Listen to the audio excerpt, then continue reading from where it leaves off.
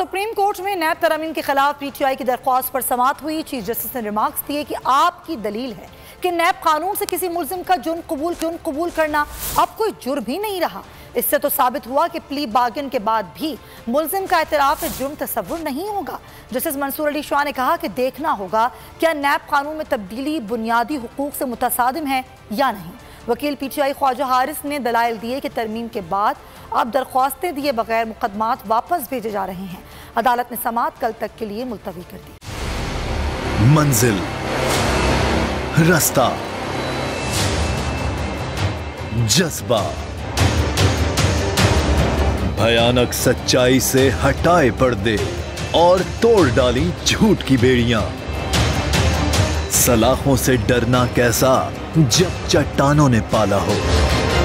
इमरान खान बोल के साथ जुम्मे से इतवार रात 10 बजे सिर्फ बोल न्यूज पर। सबसे ज्यादा व्यूज, सबसे ज्यादा रील्स और सबसे ज्यादा रेटिंग के साथ बोल अब भी नंबर 1 पोजीशन पर बरकरार। अगर आपको ये वीडियो पसंद आई है तो हमारे चैनल को सब्सक्राइब करें और बेल आइकन पर क्लिक करें।